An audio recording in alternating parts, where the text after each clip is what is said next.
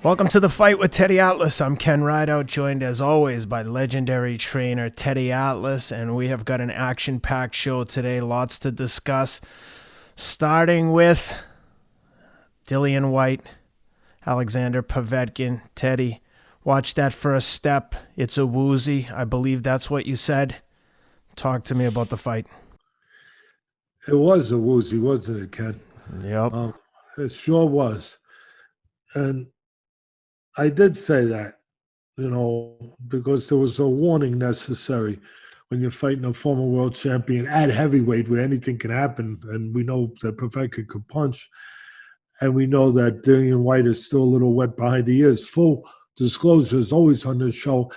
I did, as many people did, pick Whyte to win. I thought he'd be too big, too young. With Povetkin being basically 41. He's got a birthday coming up, I think, in just a little while. So not shocking. I mean, the ending was shocking and so sudden. It was like listening to, your radio and somebody pulls the plug out. It was no warning. It wasn't like the volume was diminishing, and then all of a sudden you say something. I'm not going to hear this soon. It was just silence, deafening, and but that's what happens, and can always happen. Obviously, most people out there are going to say in the heavyweight division, or actually in boxing, period. That's the allure of the sport to many, that there's all of a sudden the unexpected, the theater of the unexpected can be there in your living room. But it's also what happens, Ken, when you got a guy who only had 7 amateur fights. Extraordinary what Dillian Whyte's done. He did have kickboxing matches, yes. But he had 7 amateur fights. He's fighting guys in this particular case. It's not me just out there strolling, saying, well, there's guys in this business. When you've got only 7 amateur fights, you're fighting guys with 100, with 150. It's true.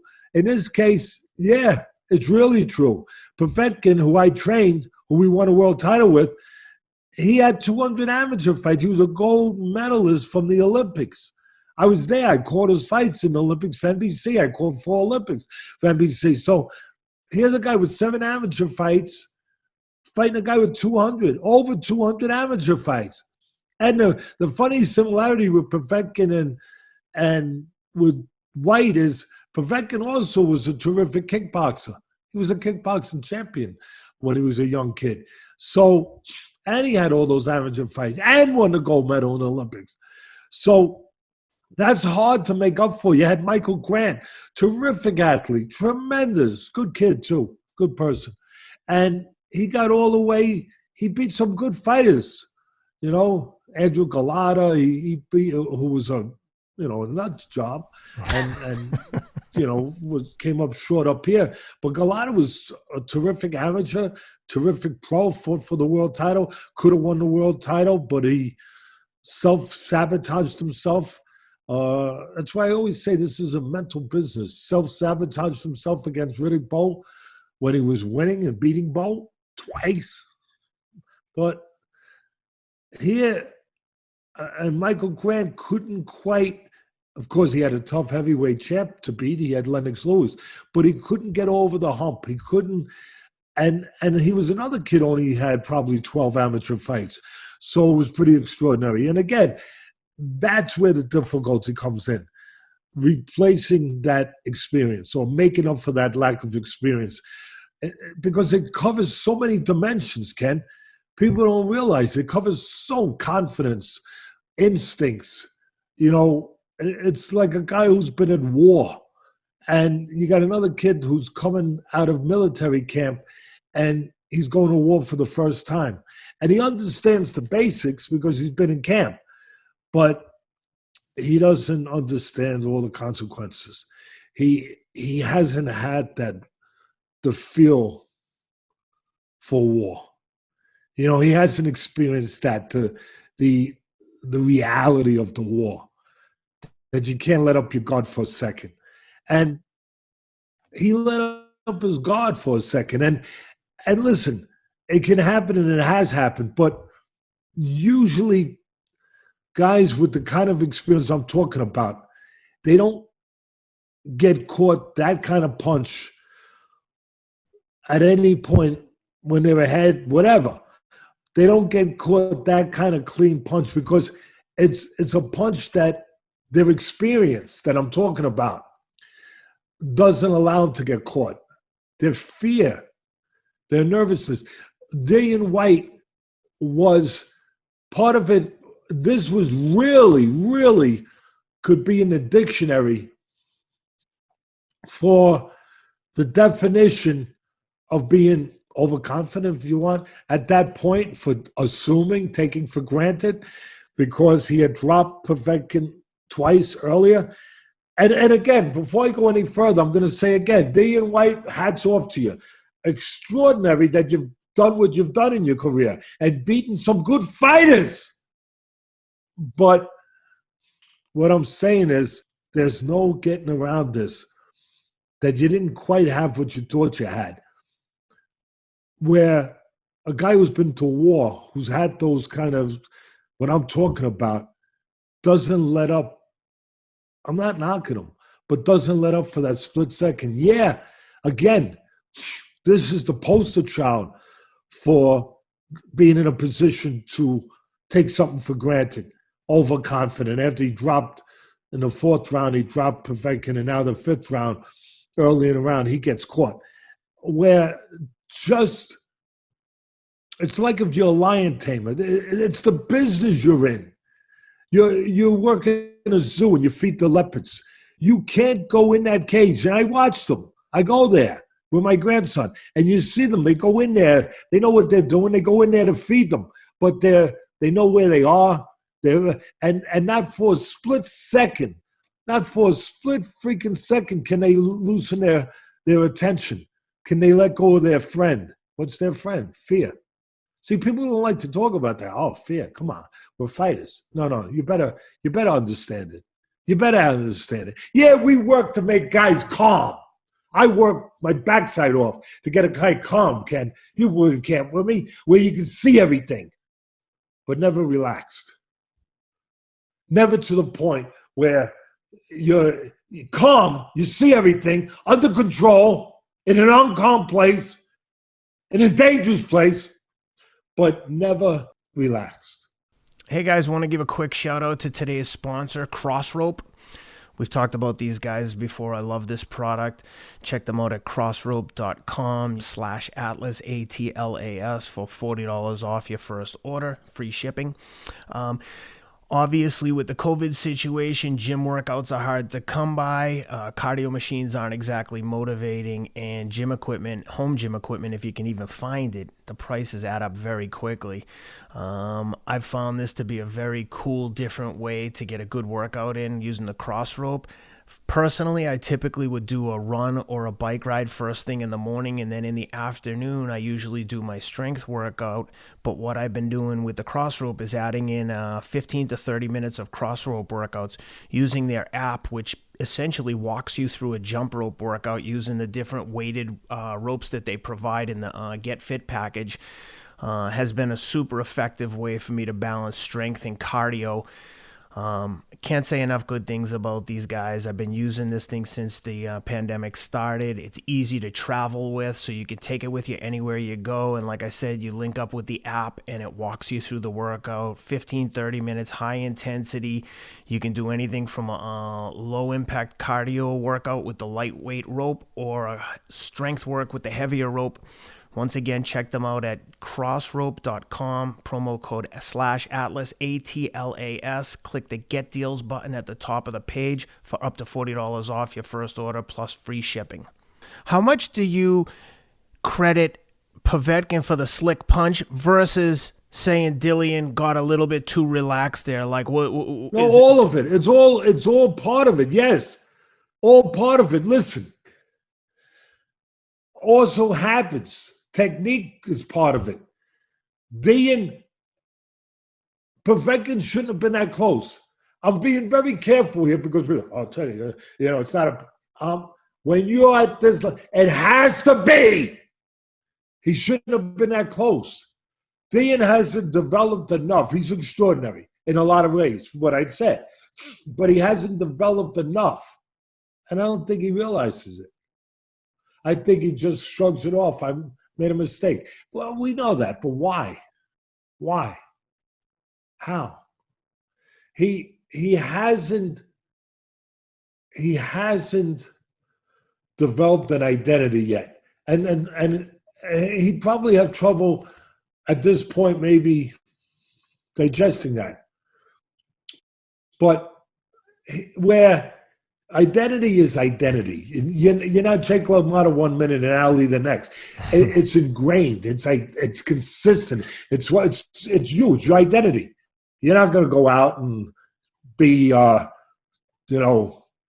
Cruise later. I don't think so. You're Ken Rideout. You're not gonna do that. I mean, it's your identity. It's got to be consistent. He hasn't really formed his identity where, at his size, he needs to be set on his feet at all times and control real estate.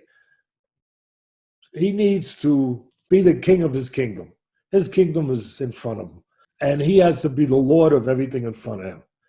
He has to have a line that people don't cross. If they don't cross, he's in a tower, and they don't get past that. That he makes sure that they don't cross that line, and if they do, he has to know how to react. Like a guy coming up the hill, you're in a war, and he does get past the tower somehow, or gets in close. What do? You stand there drawing. He's near your tower now. He has infiltrated space that shouldn't be infiltrated. You go to DEFCON 3. This has to be taught immediately. He's down near you. He can chuck a grenade at him. So now it's not a matter of, now it's DEFCON 3. Get out of the tower. Get out of the tower. Once Povetkin infiltrated that space, he shouldn't have, but he did. Once he infiltrated that space, get your head up. Get out of the tower. Don't throw back. Get out of the tower. Those little nuances, they got to be taught. They got to be experienced. This kid hasn't had that. He hasn't had that. I don't think he realizes it, to be quite honest, to that extent, because he trusts his instincts. He trusts his natural abilities, what he's been through in life. I agree with him. You've done an extraordinary job, but there's still more to this business that hasn't been touched on. You understand? You with me? I'm with you. It hasn't been touched on.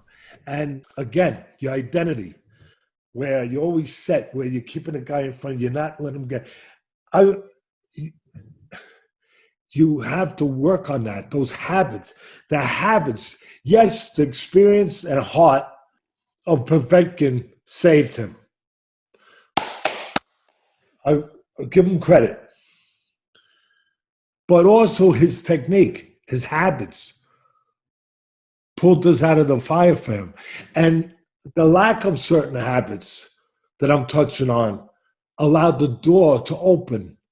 The lack of it on White's side. That's what happened. You have to look at these things. That's what happened. You don't see these you never see some of these top guys get caught that kind of punch. They get caught, they get broken down. Sometimes it's a collection of punches.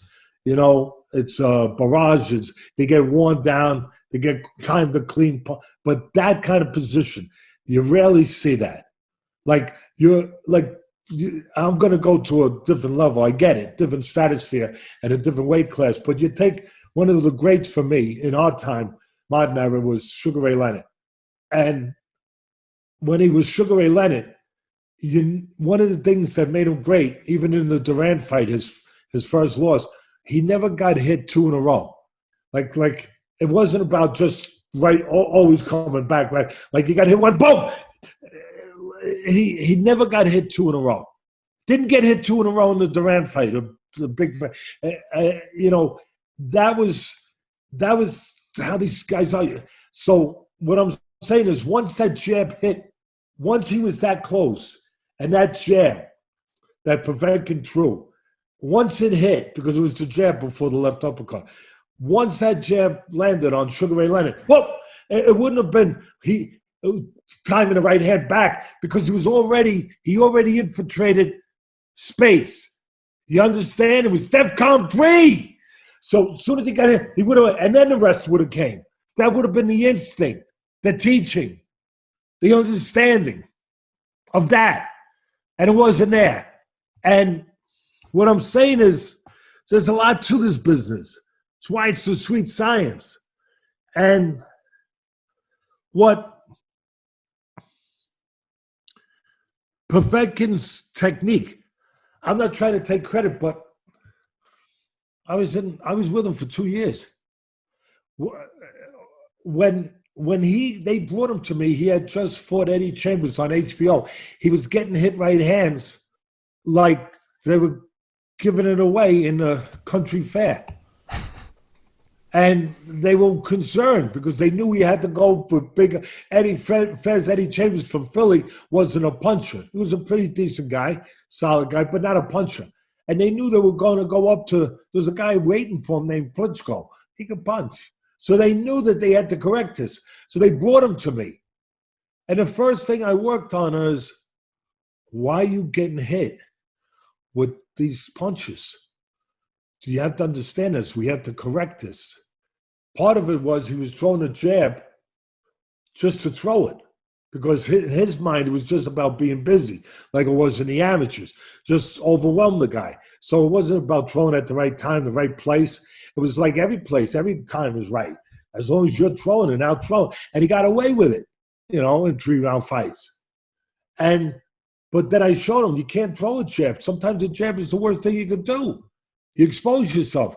You could only throw it when the guy's not set to throw right hand, when you got the right position, the right distance to throw it, where you're safe. Maybe you got to go over here to throw it. But you have to know what you're doing with that. And same thing with just throwing punches in bunches. He was doing that, but he was just throwing. He wasn't throwing for the right reason at the right time. He was just throwing punches. And he had to learn all these things.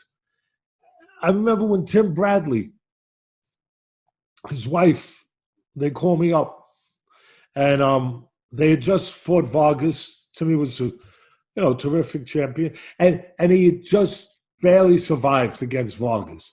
And a few fights before that, of course, he took a lot of punishment from Povetkin, Provodnikov, Russian tough guy, and which was extraordinary that Bradley was able to survive that. It spoke to some of his great, constitution and makeup. But he had just fought Vargas, and Vargas in the last round caught him a right hand, and, he barely survived. Yeah. And so when I took the responsibility to train him, the first thing I said was, I remember saying, make an analogy, do you believe in religion? And in the Catholic religion, there's 2 kinds of sins. Menial sins, which, not that they're harmless, but they're smaller, or mortal sins. Mortal sins get you with the big red guy, with these things. Yeah. And you don't want to do a mortal sin. And boxing are the things I'm talking about, where you don't recover. Boom, it's over. You pay the ultimate. Menial sins they don't do that kind of damage. And the first thing I said is, we got to correct the mortal sins, but you got to know what they are. Every fight, you're getting caught clean. You shouldn't get caught clean. Not that kind of clean. You shouldn't. You could do something about it. You're not aware of it. You got to learn. You got to be aware of it. Got to understand what it is. And in that fight, what it was, he didn't realize till I showed it, was that Vargas had set him up. He had bet low as Timmy threw the jab. So Timmy didn't follow him. Timmy just kept looking here. And, he didn't think nothing of it. He went low. He figured he wasn't a danger. But he was a danger. He was there in punching space low. So when he threw, he came up high, bang! He never saw the punch. Just like Whyte never saw the punch. So the thing I taught him was, everyone, what do? You counter it, you come right back? No. The thing you do is once the guy, we don't want him to get there, but he got there. Once he's there, get out. He's down low. He might throw a grenade. Get out. Get out. And so if a guy got low, I would tell him, we'll take care of the rest later. With Dillian Whyte, I had watched some film on him. And the one thing, there's a lot of things you could talk about with a guy on 7. And again, extraordinary character that he got to this point. But the one thing that I would have said to him, you're always getting hit clean. Like he got dropped in the Rivas fight, the fight before. He got dropped in, well, I don't know, did he get dropped or just hurt? He got hurt in the Parker fight. He got hurt in like all the fights, for the most part, at this level, he was getting, before the night was over, he was getting caught clean. Shouldn't happen. I know you say, it's boxing. No, shouldn't get caught that kind of punch. There's a reason. And I'm sure the attitude was a fighter's attitude. We'll correct it. Did you really correct it? We'll correct it. It won't happen next time. I'll be more alert or whatever. But you can't be more alert if you're not aware of where and why it's happening. So you're a tightrope walker. You're walking 1,000 feet above the ground. You can't afford not to be alert. Again, I'm going backwards. You have to have every element that you need. That's part of the teaching too. It's not just X's and O's. To tell the guy, you bring the fear, nervousness, awareness, alertness, controlled, not overwhelming, but controlled. But have it there when you're walking on that tightrope. Be ready for a gust of wind.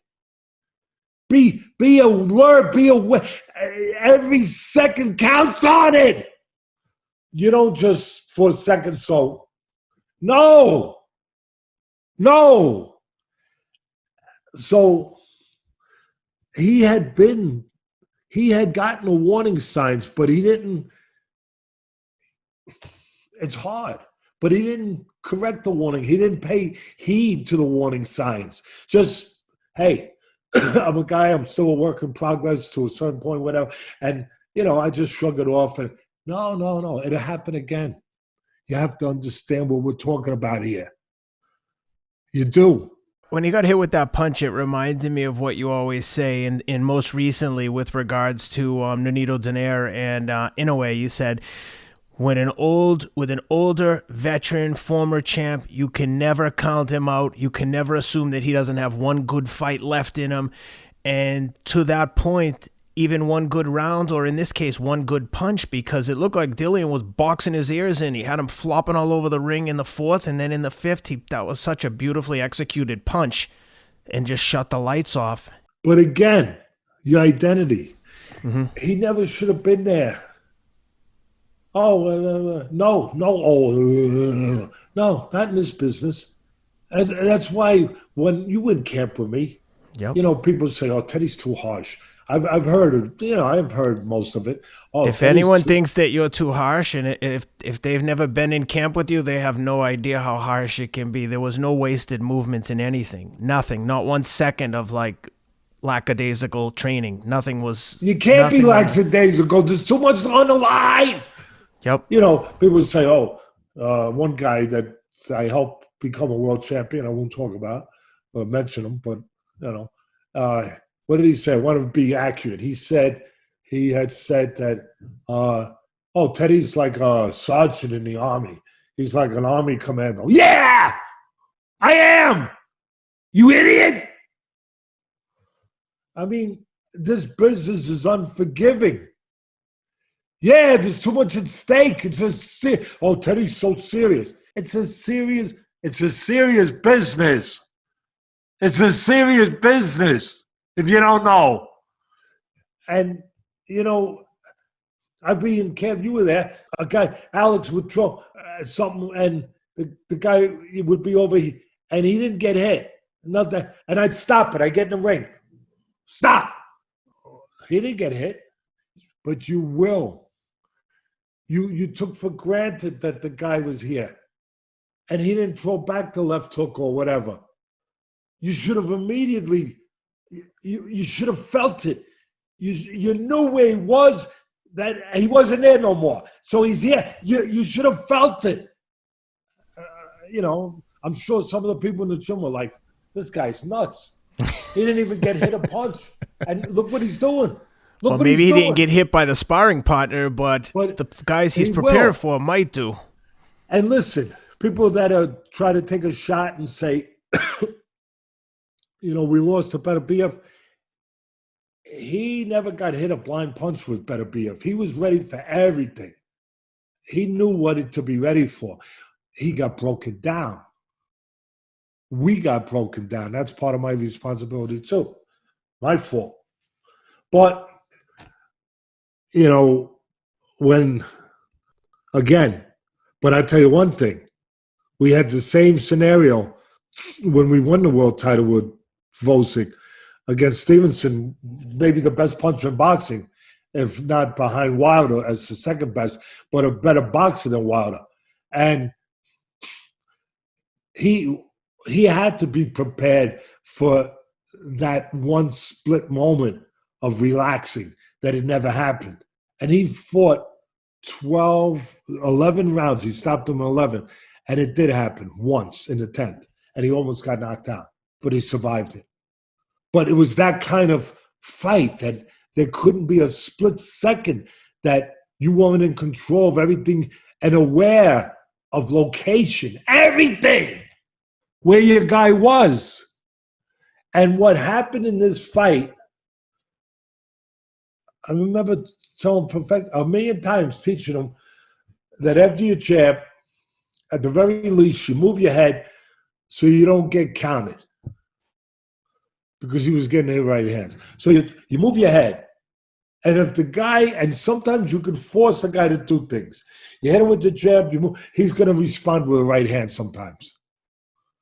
But the main thing is just a habit. And it was there. You jab, you move your head so you don't stand stationary. So you don't get hit.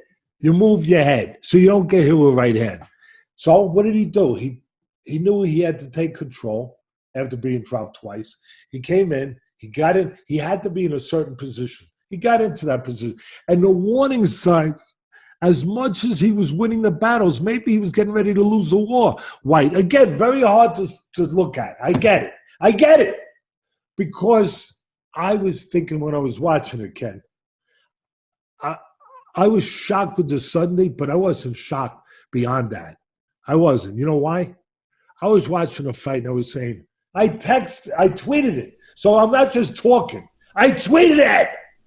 I said, he's getting in too close, too easy. He's getting into Whyte's body.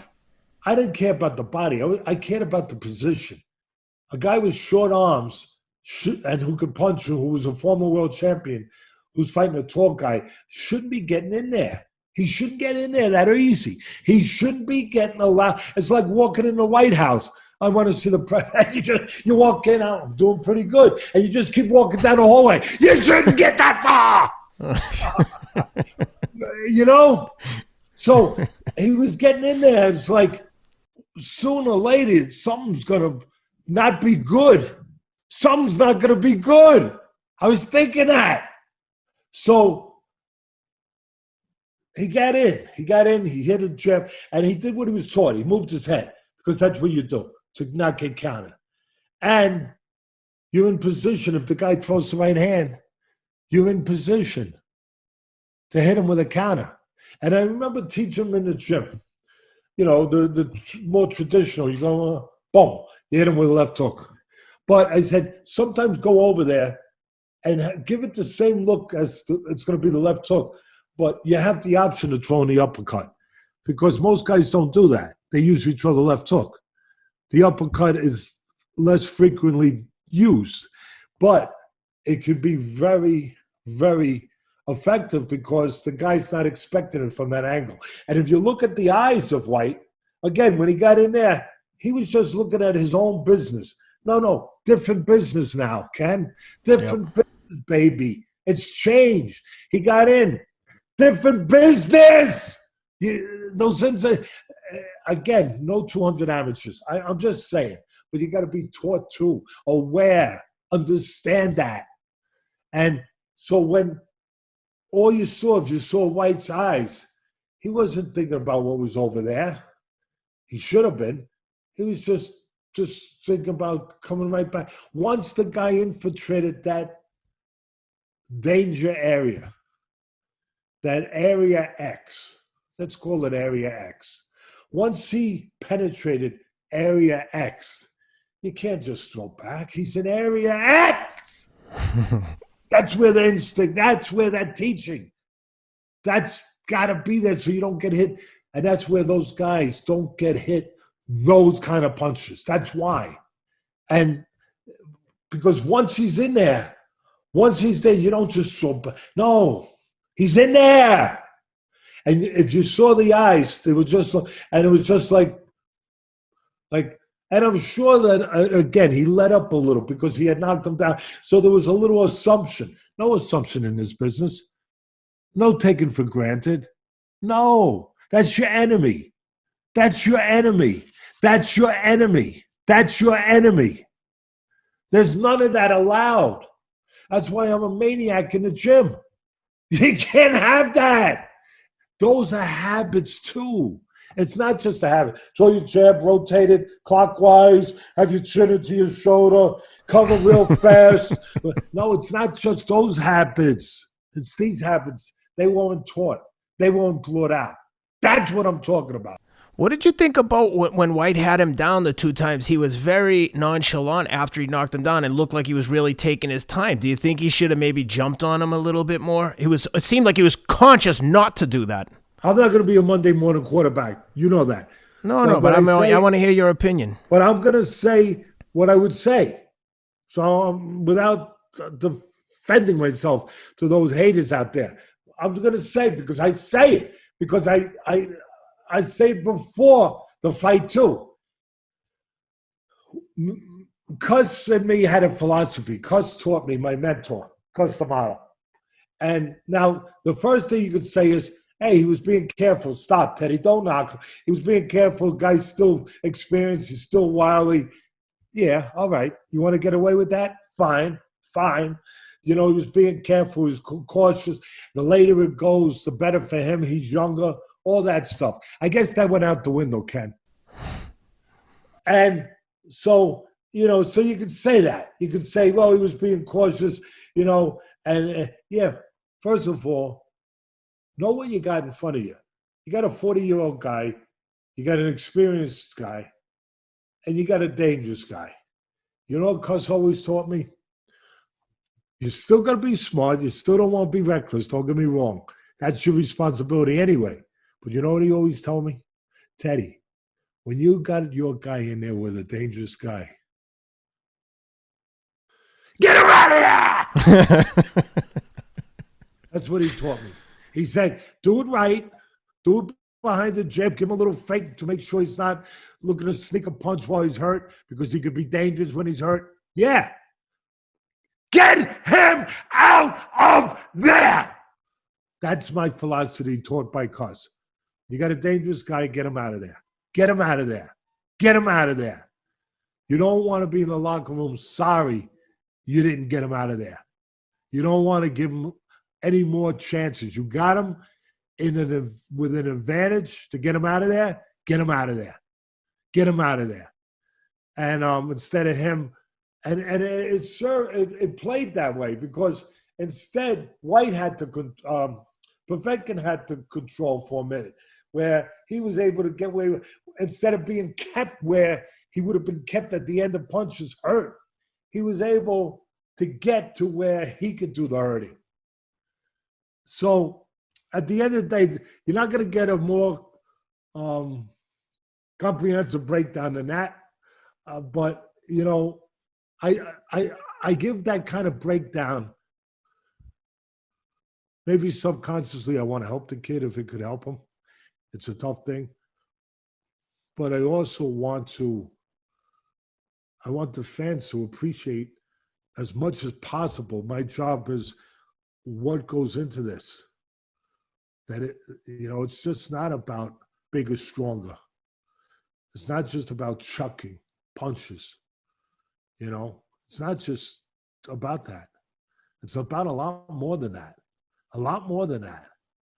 And again, credit to Povetkin.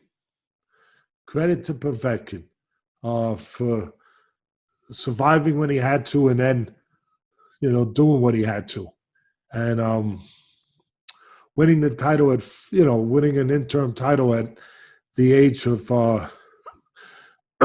almost 41, basically. Pretty damn good. Pretty damn good. Give him credit for his character and his everything else that was part of that win that night. And give credit to Dillian Whyte, not making excuses. Yeah, I saw he was wearing a big, heavy vest too, wasn't he? Bulletproof vest in case any of the snipers that live in Eddie Hearn's house accidentally shot him. He was he was wearing a pretty heavy costume, right? Yeah, and probably just as heavy as Wilder's. I would say it looked pretty heavy. I don't know if it was 45 pounds, but it looked like it was. And you didn't hear nothing about that. Rightfully so. Thank goodness. But you didn't hear nothing about that. Yeah. Dillian Whyte's ready for a rematch. I'm surprised that they had a rematch clause in that thing, but credit to Eddie Hearn, the master showman. I give Eddie Hearn a lot of credit, whether you like him or dislike him. The guy's always entertaining, and he's never down. No matter what happens, he's got an answer. When AJ lost to Ruiz, he was like, yeah, we're getting a rematch. No matter what Ruiz said about money, Eddie was always confident. Yeah, he's fighting us where we say, when we say, trust me on that. And sure enough, he's fighting in Saudi Arabia for a few extra dollars. But yeah. Kenny, you're right. I'm glad you brought that up because, again, we'll pick something that wouldn't have been picked otherwise. Really. It's not an accident. Eddie Hearn was just like a fighter who was brought into the business like a Lomachenko, at an early age by his father, and developed to be a champion, to be a fighter, like Tiger Woods was with his father, to be a champion golfer, whatever. But Eddie Hearn had his father before him. His father made a lot of money in the game of snooker. I joke with my brothers and sisters over there across the pond. I say, look, you guys make bigger fighters. Your fighters become stars because you don't have that many things over there. You got golf, you got darts. Of course, soccer. You don't have basketball, football, baseball, all that stuff. You don't have all that stuff going on. LeBron James and Curry and all these different stars. You just have those things. You have darts. You have soccer. You have golf, and you have snooker, and Eddie Hearn's father was the king of snooker. He made a lot of money, and he went up against the cartel. The cartel, not in a bad way, like we think cartel drug, but he went up against the kingdom, the kings of boxing promotion: Mickey Duff, Jarvis Astaire, Terry Lawless. I'm leaving one. There was four of them. I hate to leave one of them out. But anyway, Mike Barrett. He went up against the guys that controlled boxing forever over there. And Warren went up against him and became a top promoter and passed it on to his son. Matter of fact, unless I'm inaccurate with this one thing, I'm pretty sure that house was left to him by his father. That beautiful castle of a house. Was left by his father to him, was given to him, I should say, by the father. But Eddie, give him credit. Eddie's picked up, what he's been given. A lot of guys are given something, they never do nothing with it. Eddie's continued it and taken it down the road. So give him credit. But to my point is he's always ready. Like some you're saying it like, gee, you got to give him credit. He was ready. Damn right he's ready to say the right thing because he was brought up in this business by his father. He was taught to prepare for these moments. Yep. No, he's good. He seems to be pulling away from the pack in terms of the promoters, at least in my opinion. And, well, listen, we could probably talk for another 2 hours about all the nuances of this fight, but we've got a lot to cover. So let's jump into the co-main on that card, which was Katie Taylor and Delfine Persoon in a rematch of their very entertaining fight at the Garden last year. Rob and I happened to be at that fight, and it was good. I mean, you've got Katie Taylor, who's very technical, deep amateur pedigree, and then you've got Persoon, who's like 100% heart and just throws crazy volume of punches, but she gets hit a lot in her face. Looked like it. What'd you see in that one, and what are your thoughts? I look at the story different than everyone else. I'll tell you where the story is for me. First of all, I called Taylor's Olympic gold winning matches in the Olympics in 2012, I believe it was, in London. And she was thought of as not just thought of, she probably is the greatest women's amateur fighter ever. I mean, extraordinary. She was kind of almost like a Lomachenko was with the men, but tremendous amateur, won the gold medal, everything. Tremendous star before she ever went pro. And now she's putting herself in a position, as a unified world champion, 15, 16-0 now, as one of the greatest, Christy Martin is one of the greatest. Layla Ali is one of the greatest. I mean, Christy Martin was a pioneer. She really was. She was something else. Ann Wolfe was explosive and tremendous to watch. But, I mean, Taylor has put herself in that company. And it's one of the greatest women fighters, ever. And to make the money that she's making more money than probably any woman fighter ever did in the history of the sport. So give her all that credit. And for me, here's the story, Ken. We know you just delivered really the crux of what Persoon, is it Persoon or Persoon? Persoon. Of what Persoon, the lady from Belgium. Belgian cop. Yeah, boy, the cops are tough over there, let me tell you. Oh, hell yeah. They don't play around. And she's a world champion herself and fought for the unified title here.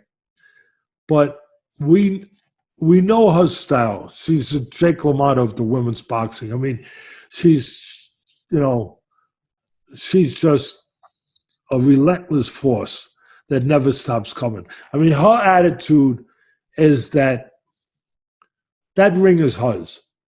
She's a gladiator. She's more than just a gladiator. She's a gladiator's enough, but she's a conqueror. She comes to conquer. Her attitude is, I don't just come to win. I come to conquer. That area that you're standing in, Ken, you see where you're standing? That's going to be my area. I'm taking it. I'm taking it. And I'm taking it. I'm marching in and I'm taking it. And I'll keep marching till I get it. That's her attitude. And the first fight, this was a rematch from a fight a year ago in Madison Square Garden where they fought. And I gave all the admiration to Taylor. I just did. But all the credit, I should say. Admiration, too. But now I'm going to say the part that needs to be said, too. She got a gift. Follow the money. She was the star of everything I just said. She got a gift in this sometimes corrupt sport. Yeah, I said it again, you people out there. Corrupt! And she got robbed. Persoon. Katie wasn't ready. She thought she was, but until that devil knocks at the door, you don't really ready for that devil. And the devil knocked at her door. She thought she was ready. She watched tape, but until you feel it, until that tidal wave of punches, that tidal wave of will, relentless will touches you, that furnace of desire opens up and tinges your skin with the heat from it. Until that happens, you're not ready. You thought you were ready, but you weren't. And Taylor did everything she could for the gallant fight, but she got beat. Here's the story for me. Forget everything else. The story of this fight is this corrupt sport, these corrupt people that are got the pencils, and they have somebody's future in their hands. They took her night away from her. That night was supposed to be Persoon's night. That was her night. She was never going to have it again, Ken. She was never going to have it again. It was never going to line up. She was never going to be so ready. She was never, and have a little advantage over Taylor, not expecting what she was going to get hit with. She completely, that was her night. They took it from her. They ripped it away from her. That's all. That's what this story's about. That was a terrific fight again. Terrific, those women. But I applaud them for everything. They're gallant. They're great. I salute them. But it's not about the other night in London in Eddie Hearn's backyard. It's about that night a year ago in Madison Square Garden that Persoon unified all the titles, and she should have left that arena with all those titles and went back to Belgium. She worked her whole life, 47 fights. She's 35 years old. That was her night. It was stolen from her. You know what this night was? I'll tell you what this is what these corrupt organizations always do. They were forced to give a rematch. They were forced to give a rematch because of the public outcry. You know, because of the internet, people saying stuff about what I'm saying. That reaction, they do this all the time, Ken. Every time they do this, they're going to do it again with that fight that I went crazy last week talking about. It's still up. People. Romero and Mariñez? Yeah. You know, they're going to give them a rematch. You know what that is? It's BS. I don't want to curse. It's BS. It's not for the fighter. It's not for the victim. You know what it's for? It's for the perpetrators, the perps. Yep. The criminals, the crooks. You know what it is? It's parole. It's parole for them. It's a pardon for them. It's them being able to get parole instead of getting suspended, instead of getting what they should get, which is kicked out of their responsible positions where they hurt people, instead of being sent to jail. It's parole. It's an alibi. It's getting probation. That's what it is. It's going to court and being able to tell the judge, I'm sorry. I'm sorry, Jan. I didn't realize that I was doing what I was doing here, and I was robbing this guy, and you know. What they should say is, I'm sorry that I got caught. But that's what it is. But this is parole for them. This is for them. This is for the perpetrators, the ones that take a noble night's work, a courageous night's work by two noble warriors, and taint it destroy it, crap all over it. This is robbing, steal. They steal like thieves in the night. They steal the night away from us, from all of us, and from them, and from her, and from Persoon. This is them going to court and giving a BS story to the judge and saying, I really didn't mean what I did.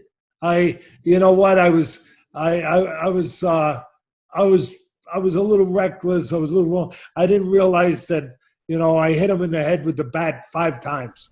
I don't know what happened. I lost control of myself. I didn't realize that I robbed him. And, okay, we'll give you parole. This is for the crooks. This is for them to clear their conscience, to continue. Not even clear their conscience. You can't clear something that's not there. So it's just a matter of them being released instead of being put in handcuffs. Being able to do what they do next week. Next week. Do it again. This satisfies the customers, the people, us. We're morons sometimes. Where they gave him a rematch. What does that mean?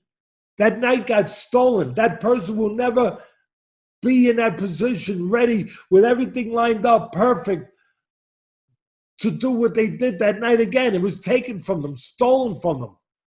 The rematch again. All it really represents, the truth being spoken here, all it really represents, again, is a way off, a furlough. Just a plea bargain. That's what it is. It's a plea bargain. You go to court and you plea bargain. Listen, I admit to this, and I'll give him a rematch, and I want all charges dropped. That's what this is. It's a plea bargain. And it's for the people, it's for the robbers. It's not for the robbed. It's not for the person that had everything taken away from her.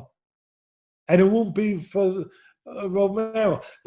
Romero had no idea probably that Marinas was as good as he was. And Marinas won that fight. When they force a rematch, he'll be aware. Maybe Marinas will pull it off. I'm going to lay it 2-1 he doesn't. Yeah. Because part of what was going for him won't be there the next time. It was already there. The boat has sailed. And that's the story for this fight for me. And that's why I took you down this road. Yeah, it was 2 warriors in there. And yeah, once again, Persoon just kept coming. And Katie, to her credit, she had the right game plan. More this time. She knew to counter, tie up inside, get out, move to the side, catch him coming in, don't go straight back where the pressure can really mount, where you're in the path of the punches and you're getting caught with those punches. Get off the track. Train's coming, get off the track, don't go back on the track. She derailed the train to a certain extent. And Persoon is so ferocious with her attack and her relentlessness that she still had moments. But at the end of the day, Taylor, to her credit, was prepared, was ready for the storm that she had already witnessed. She knew she better bring an umbrella this time. Yep. And she did. She brought she brought more than an umbrella. She brought a tent. But she knew the typhoon that she was going into. And she boxed the right way. And she won the fight. There's no doubt about that. Yep. But not the first time. Yep. No, I agree. That's pretty much the way I saw it as well. But the next one I've been excited to talk to you about, and that's Joe Smith Jr. versus Eleider Alvarez. And I think For me, Joe Smith showed a lot more dimensions. I mean, I think people view him as like a blue collar guy. I think he's a union worker, a physical laborer, and he comes to fight. But he looked slick in this fight, and he really boxed Alvarez's ears and took him apart, and then eventually stopped him, knocked him through the ropes.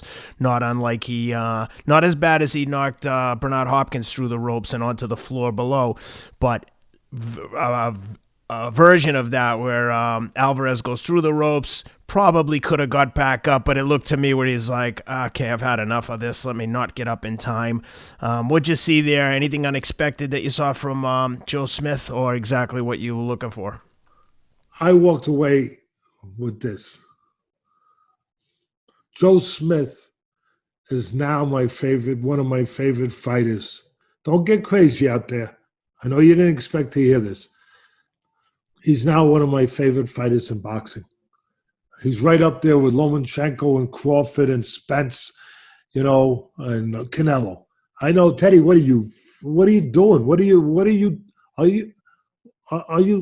doing? Are you crazy? Are you and Ken got some kind of party going on before you get on the air? You have a pre-air party?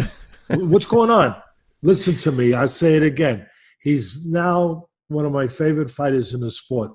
Not because he's as sophisticated as these guys, or as good as these guys, or as talented as these guys.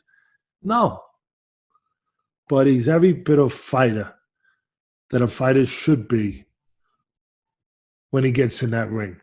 He is really the definition of what a fighter. I'm not talking about a complete package whose defense and this and that. And I'm just talking about the simple definition of a fighter, somebody who finds a way to overcome. Even if they're less than the other guy in certain areas, they find a way to overcome. They find a way to compensate. They find a way. This guy, I know that Lomachenko and these guys are better fighters. I get it, what we call fighters. But they're not better at, put it this way, they're not better fighters. They're better at fighting. Where they use the package of things to be used when you develop yourself in those areas. But they're not better fighters. This kid's up there with anybody as a fighter. If you had bet on Smith in his last 8 fights, I think he was an underdog in the majority of them, you'd be up a ton of dough. He's beaten some big name guys. Typically he's the underdog. I think he was the underdog coming into this one. I think a lot of people look for Alvarez to box him right out of the ring, and Joe Smith just came to fight and took it to him all night. I couldn't agree with you more. Listen, he epitomizes, Ken, what the American dream is. And as I said, the definition of a fighter is someone who overcomes, finds a way. But the dream, to believe in something and just work as hard as you can, harder than everyone else until you get it. That's Joe Smith. That's what I see with Joe Smith. I know these other guys work hard too, don't get me, but they have more talent, more of an amateur development behind them, more whatever. And they shouldn't be knocked for that. I applaud them for that. But, Smith is a guy that you talk blue collar. There's nothing wrong with that. We shouldn't apologize for that. He is a blue collar guy. He's got great condition, very physically strong. And mentally, he has the attitude that I'm going to be tougher than you because I need to be. Because you're probably going to be better than me in some other ways, but not in this way. He understands that. So he understands what's available to be used to even the playing field. That's available to everyone. He's teaching all our kids out there that you don't have to be the winner of the gene pool. You know what I mean? You don't have to be the winner of inheriting the greatest gene pool in the world, Ken. And you Good point. Still, that's a great point. Be top. You still can be tremendous. You still can be where these other guys are if you find a way to make up for what you don't have in the way that Joe Smith does. In will, in relentlessness, in desire, in work ethic. You know, toughness is connected to truth. And I wrote this down to myself. The truth of what you believe in, you're willing to face and do. Smith believes if he faces what he needs to face, he's going to get what he wants. He's going to get respect and victory. One or both. Either way, he wins. He's the guy that I just said that still makes coaches look good and right when they say to kids, desire, will, and hard work can beat pure talent. That's what he is. That's what he is. And he's a reminder of how important and how available those characteristics, those traits are to us when sometimes we forget. We sometimes forget. We start to think that, oh, gee, we're not good enough. We don't have those neon talents and abilities that the great ones have. No, there's a lot of neon. Maybe it doesn't glow the same, but there's damn sure is a lot of value to having the traits that Joe Smith has and that he uses. And I've been tweeting a little bit, Ken. And, I see that. I send them to Rob, my man Rob gets them up there. And I tweeted when this fight started. First of all, you got to understand, I dedicated myself that day, Saturday at night, to watching boxing because some of the fans were feeling like I was abandoning them a little bit because we've been on the UFC so much. And so I said, let me watch all the boxing here, you know? And so I did. So I watched the boxing. And in some ways, I'm not sorry I did, but in some ways, I made a mistake because the UFC had the best fight of the night. Again. We'll get to that later. Yeah. But I watched it.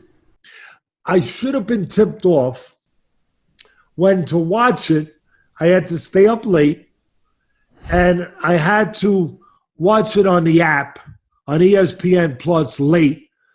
When UFC, the executives, the suits, the smart guys at ESPN who run the business over there, when they put the UFC fight on primetime on the network of ESPN instead of the app late at night, Yep. Should have told me something. I'm a slow learner, Ken. I'm a slow learner. Should have said, Teddy, there's a reason why they're doing that. Because boxing has been replaced as the king. Yeah, it's my sport, 45 years, but you got to be truthful in the sport and in anything in life, really. And if you want fans to come and listen to us, we better tell the truth. And it's been replaced, and it has, and the suits know it, and they're smart, and that's why they're suits, and they recognize and did what they have to do. They all you needed to know was those ESPN boxing matches late on the app, and the thing that right now is the ruler of the kingdom, it's UFC. It's UFC because they put on consistently the better matches. Not because they have more warriors or better fighters. Boxing has plenty of great warriors, great fighters. They both do. But UFC puts them together with other great warriors on a regular basis where boxing doesn't. Competitive matches. And so, anyway, I watched the fight. And I saw what I just told you about Smith. And I tweeted. I said, Alvarez is better, but Smith is tougher. We'll see what wins. And Alvarez is more sophisticated, better boxer, all that. But Smith, at the end, I tweeted back. Smith is tougher and better. Because sometimes being tough is better. If the other guy, what we're talking about, might have talent, but doesn't have the belief with that talent, doesn't have the commitment to go to the cliff with that talent, doesn't have those intangibles, doesn't have those things, then tough is better. And tough was better. Tough was better. And he's learning. He's fought for the world title against one of the best light heavyweights out there, Bivol. And he went the distance. Bivol. Yep. And he went the distance. He even hurt Bivol late in the fight. But so he is learning. And his people are doing a good job. And he is getting better. But he doesn't have, again, the development in some of the areas of some of these other guys, but he makes up for it. And he's become one of my favorites, Ben. Kenny's one of my favorites now. Yeah. Because of that. Because of his character. Because he reminds us, me, all of us, he reminds us to keep telling our kids, hey, you don't have to be the fastest. Hey, you don't have to jump the highest. Hey, you don't have to be the brainiac in your class. If you work hard enough, if you don't give up, if you believe and you have a dream and you chase and work for that dream, you can be the best too. You can be the best too. And he is a poster child for that message, for that. And I applaud him. And he broke down. You know, he got caught a good right hand with Alvarez. Alvarez knocked out Kovalev with that right hand. He got hurt. But he willed himself past it. He said, no. That right hand's not enough to deter me from my dream, from my mission, from where I want to be and go. No. It's not enough. And he broke down Alvarez. And he's earned the right to again fight for a world title, to once again. And you can never count out a guy. I know he'll be in, whoever he's in there with, the guy will probably be more sophisticated, more experienced from the amateurs, you know, a little cuter, a little maybe slicker, obviously, a little bit more developed in some of those areas, but he won't be tougher. No, definitely not. He won't be tougher. I know Better Biev is as tough as they come, and he also had all that amateur experience behind him. Boy, what a match that would be. Oh, my God, those two guys. My God. Could you imagine? But you better have EMTs on standby. But I'm just saying, there's no, you know, I want to give him a fight name. Can I give him a fight name on air? Can I give him a nickname? Sure. Joe, because they always got these names, right? Right, Ken? You know, right? Joe the Predator, you know, all that stuff, right? How about Joe No Free Lunch Smith? I like it. I like it because that's the one thing when you're in there with Joe Smith, you ain't getting a free lunch. You're not getting nothing free. You're going to earn every bit of it. Hey guys, once again, let me give a quick shout out to today's sponsor, Crossrope. Check them out at crossrope.com/Atlas, ATLAS, for up to $40 off your first order, plus free shipping on the Get Fit bundle. Again, I've been using this thing in the afternoon 3 or 4 days a week. I try to squeeze it in between my children responsibility, work, podcast. We're all squeezed for time these days during the COVID sitch. We're all at home. This is a nice way to break up the day. I just, even when I'm feeling run down and tired, I force myself to get into it using their app. And as soon as I get cracking, like a few minutes into it when I'm not feeling motivated, and I feel energized when I'm done. So please check them out, crossrope.com/Atlas, ATLAS, for up to $40 off your order with free shipping on the Get Fit bundle. I hope you guys enjoy it. nothing free. You're going to earn every bit of it. He would actually be an interesting guy for us to speak to. He's got an awesome backstory. I think he's he might be in the laborers union. I think he might have a tree business. He's like a blue collar guy from Strong Island and very humble. Seems like a very sincere, nice guy. You never hear any BS up from him outside of the ring. So anyway, incredible fight. One last boxing one before we jump into some UFC action, because I know we both watched those fights and I know you have some thoughts on that. But there was a good young prospect on one of those boxing undercards, Joey Spencer, 11-0 prospect, was in there, the opposite of tough against a guy named Shawn West, but he beat the crap out of him. Did you get a chance to watch that kid? And if so, what were your thoughts? Yeah, I did. Listen, I'll start with this. The story right now, again, I look at it from this perspective different. It's not about what Spence is or isn't right now. He's a prospect. He's a kid. But it's about what they want us to believe and what they're trying to do in that case. I get it. Spence is he's the network, the promoters. He's the house guy.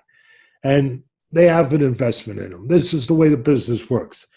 But here's the thing about this fight. Don't tell me I'm watching the next great fighter. And you know what pisses me off? I got to go down this road. And I'm not looking to knock this kid, not at all. But we do take pride in telling what we believe is the truth. It's still our opinion, but it's based on documented things, facts. It's based on experience, a lot of experience. And it's based on just wanting to be honest. And don't tell me I'm watching the next great fight. Again, I don't want to knock the kid, but don't you look to con me either, okay? I mean, I know everyone in the business gets handpicked guys at this junction in their career. Everybody. Everyone. That's part of the business. And he got a handpicked guy. A guy that, game guy, but a guy that moonlights as a boxer, and he also does MMA. Truth is the truth. Yep. So you got a handpicked guy. And that handpicked guy early on was catching him. And again, Teddy, nobody's perfect. I know. But if you're going to go out of your way to bellow from the rooftops that this guy is going to be special. When you say special, you're starting to make you think about those guys that have been special. Those kind of names. I mean, maybe because of the style you're talking about, Fernando Vargas or Trinidad, or heaven forbid you get into a Ray Leonard or a Whitaker. But you're talking about that is what you're implying. Yeah. And you don't. Well, guess what? Those guys didn't get hit with those punches with this kind of guy at any point in their career, even early on when they were being brought up. Matter of fact, at first I'll say what he got. He had trouble dealing with distance, navigating, understanding the range of being too close and just out of range. He doesn't get it yet. Hopefully he will. Someone will teach it to him. But he was having trouble with that. With a good fighter, you might not get a chance to correct it that night. You might have to go back to the gym and start correcting it when you get back to the gym after you get beat up that night. So that his defense is not there. The policy of his defense is not there. Okay, I get it. He's not perfect. Then don't talk like he should be perfect. Don't do that. Don't con me, because I know what I'm watching. And it's not radio. I see it, and I know what I'm seeing. And I know the special ones, the special fighters, they didn't have to fight handpicked guys at 11-0. And I know that was special. And they're different. I get it. They were Olympic gold medalists, all that stuff. People say, Teddy, but you're being too harsh. No, I'm not being too harsh. I know the separation. I do. But you're implying that he's in that league. So if you're implying he's in that league, then I'm going to go there. I'm going to say Sugar Ray Leonard was already fighting good, solid fighters at 11 fights because he was that special. And beating them, eating them up like raw pieces of meat. So he wasn't getting caught with those kind of punches. Pernell Whitaker, all those guys. At that level, even Loma fought a game Orlando Salido for a legitimate world title in his second pro fight. That's what I'm saying, Ken. Thank you, Ken. That's what I'm saying. And I'll say another guy who's in the news. We'll talk about him later. Poor guy, he's got some problems.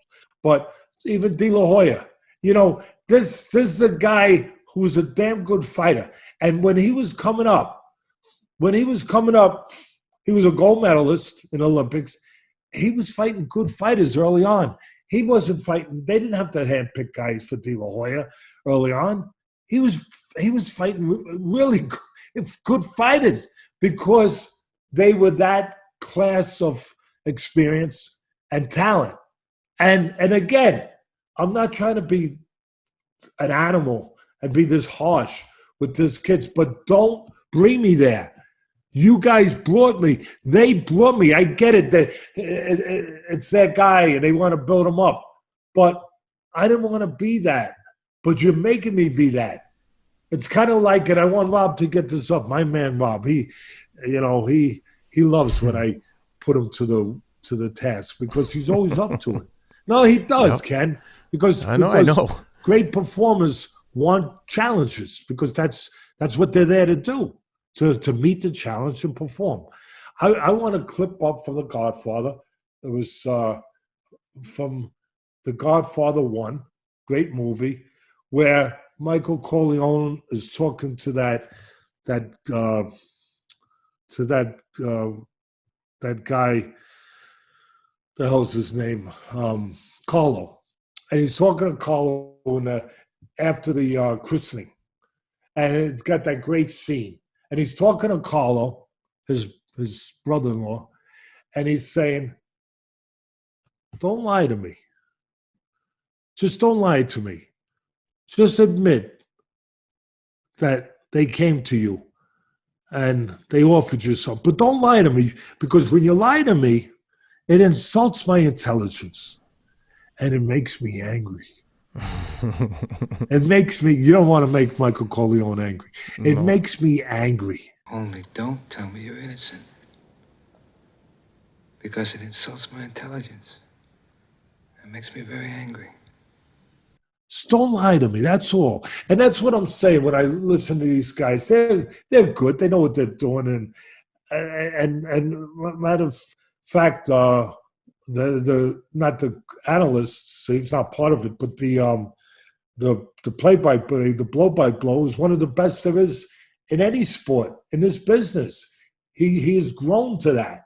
My former partner, Brian Kenny. I mean, he's grown to that. He's grown to be one of the best, if not the top. So, but when these guys, when just don't overdo it. Don't, because like Michael Corleone said, don't lie to me, because it makes me then say things that I don't want to say. Like maybe the best thing about the kid was his tan. I don't want to say that. Ken, did you say that? Ken, did I say that? I said it. I said it. Listen, I didn't want to, but I'm saying, but then don't do that to me. Don't do that. See, I look at us as consumer advocates. I do. I really do. That we're protecting the audience. I like that. Yeah. I really do, Ken. That I don't think there's any other in the business, to be quite honest. And I'm not saying we're perfect, but we're trying to tell the consumer, because without the consumer, you got nothing. That's right. We're trying to tell the consumer something that someone else ain't telling them. We're trying to warn them. We're trying to let them know what's really going on. Sometimes they're smart. They know it most of the time. But sometimes you can get, the lines can get blurry. You can get fooled a little bit. You can get tricked a little bit, because really, you're listening to these guys just like politics. We don't go into that here. But on either side of it, there's people that, because it's coming from an authoritative voice of politician, it must be right. Really? Really? So just because it's coming from a guy behind the mic, does it mean it's right? No. Does it mean that it's honest? You hope it is, but is it always? No. Does it mean it's not compromised or influenced by his boss or the position he has? You hope it's not. But we're talking about human beings. Let's even be more honest. That's why I ain't commentating. Let's even be more honest. Yeah. Because the truth, is not something that sometimes is always wanted in great doses. And a lot of these promoters that have influence over the networks will say, I don't want, if it's a bad fight or whatever, I don't want that being said because, it'll chase my customers away. That's where I think you're wrong. You're not giving your customers enough credit. You think they're morons. They're sheep. Sometimes they can be sheep a little bit. We all sometimes. But on the whole, they're not morons. On the whole, they're not. You don't give them enough credit. I remember when I was doing Friday night fights for 18 years, we had some bad fights. And I said they were bad. And I told people ahead of time, not everyone liked it. But you know who liked it? The fans at the end. It didn't chase them. You know what it did? It kept them there for 18 years through all the bad weather. It kept them there. Because I told them when they should bring an umbrella. And they still came. And they watched the fights in the rain with me. Because they appreciated the truth. There was a trust built. And it was worth something. Because then when I told them it was a good fight and they never heard of the guy, they said, we're going to be there, buddy. Because Teddy said it's a good fight. So it worked. Yeah. It worked. It worked. It didn't chase people away. These promoters don't give the fans enough credit. They really don't. But, again, the kid might turn out to be a really good, solid fighter. Maybe he will. But he's not there yet.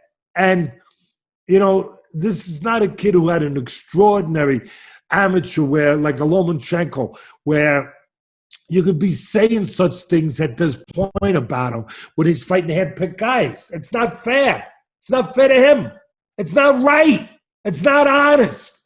Lomachenko won 2 gold medals. Sugar Ray Leonard was a gold medalist from 76 team that was the greatest Olympic team in my estimation of all time.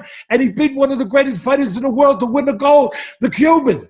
So you could say that about them after 11 fights. Because they were fighting good fighters, 10-round fighters already. But you can't say that. Not now about a kid like this. Not now. Yep. And again, I'm sorry if it upsets them, but it's not about them. It's about the people that said it and got me to say these things. That's all. And listen, if he becomes a really good fighter, God bless him. I hope he does.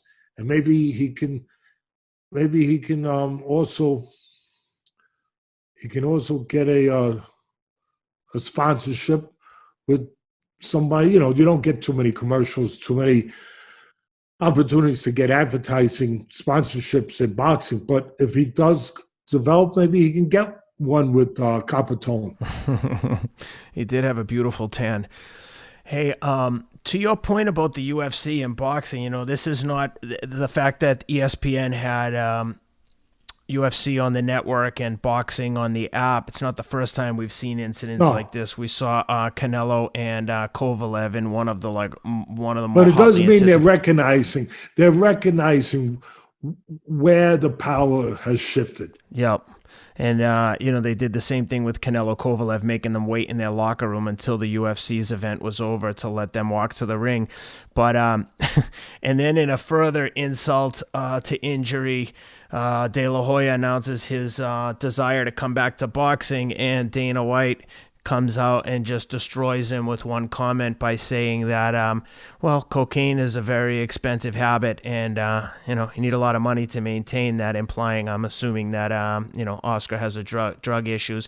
But I just feel like every time boxing and the UFC are in the same competition, it's the UFC and Dana White coming out on top, even if when it's snide comments. But, I know you watched the event on Saturday night, and the main event was incredibly entertaining. Another Strong Island blue-collar guy, Frankie Edgar, beats Pedro Munhoz in a 5-round war. Third weight class for Frankie Edgar, and the only fighter in UFC history to win Fight of the Night in 3 different weight classes. And in UFC, the weight classes are significant.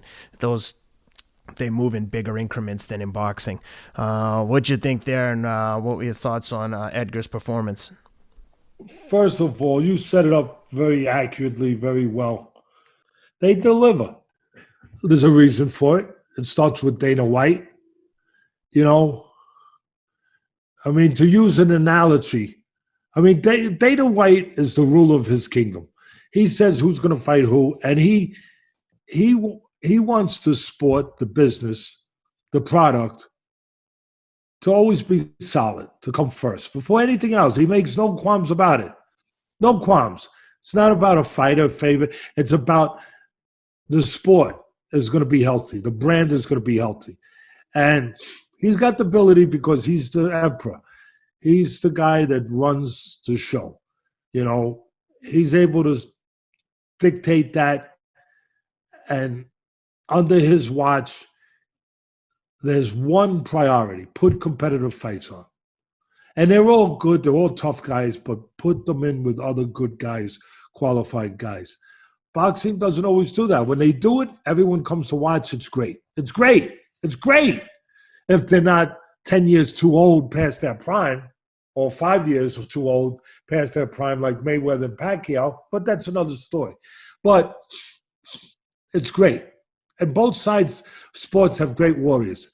It's just that Dana White controls his business better. He has the ability to do that.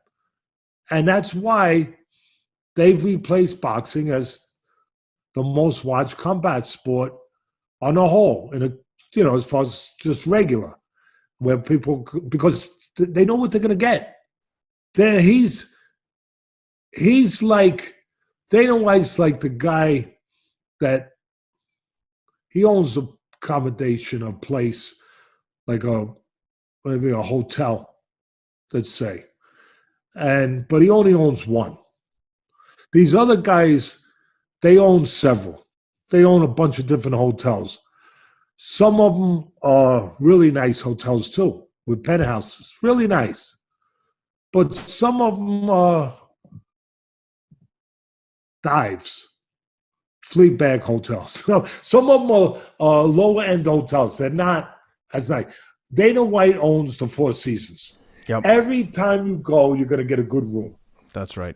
So I'm not going to name names, but some of these other landlords, and that's what they are. They're landlords. See, Dana White's not considered a landlord. I own this joint. I own this freaking joint called the UFC, and this is what you're going to get. 4 seasons. That's it. That's it, baby. And these other guys are landlords. They're renting joints out. They are. If you really look, my analogies, they're not going to like it, but it's right on. They're renting joints out. They're renting places over here, sometimes they're real not such nice places. You might get a few extra cockroaches, and then you got the nice ones. But they reserve the nice ones only for special clients, for special days. And sometimes they give you the ones that aren't so freaking nice, Ken. You know what I mean? Don't open your bag. Keep it zipping. Your wife will tell you, Do not come in. Did you open your bag and leave it? Because the roaches, the critters, they can get in there. You can take them home with you. Really, don't be careful of that, Ken. It's important. Your wife should kick you right out. She'll kick you right out if you do that. I know she loves you, but she's not going to tolerate that. And so that's what it is. So once again, you had that kind of match. So I'll break the fight down with Munhoz and Edgar. It was a great. You ever watch these guys in a park that play speed chess with the timer? They got to go quick. Speed chess. It's great. Competitive. Always going fast. It was a big game in the prison. Well, this is... You only had a certain amount of time. Let's go. It works. This is speed chess with a little danger, baby. Yep. with a little, speaking about prison. You know what I mean? Instead of hitting the timer, you get punched in the mouth. You better be alert. You better be ready. You better be ready. You know? Because at any moment, boom, something could come. So this is speed chess. And these guys, this is where I try to make sure they get the credit. At first, when the sport came around and they saw in your elbows and, you know, everything else, people, maybe myself a little bit included, again, full disclosure here, so people can't attack us from that end. Oh, yeah, Teddy, you want to tell the truth. You know, sometimes I would say it was barbaric, and it still has its elements. Boxing does too. But these guys are beyond just cavemen. These guys are tough, vicious, in a vicious, tough sport. But again, the separation is the smart, the guys that are a little smarter. These guys are smart. This kid, Munhoz, he's a missile, seeking missile, looking to come forward. Does a lot of striking. But he's a missile with a computer chip. He don't just walk in and just let you hit him. He knows when to walk in, when to walk out. That's what I appreciate. That's what I saw. I saw Edgar probably more versatile, a guy who could box. He did box. He recognized what he had in front of him. He recognized in Munhoz that Munhoz might have had the edge as far as power, striking, so he had to keep more balance. You know what it reminded me of in boxing and boxing terms? It reminded me of Pernell Whitaker with Julio Cesar Chavez Sr. Two great fighters. Chavez tried to get in, Whitaker keeping more balance. It reminded me of that. Really did. Where Edgar was using his legs, using his wheels. He knew he had to try to keep the striker Munhoz from being set. So he's boxing. He did it all night.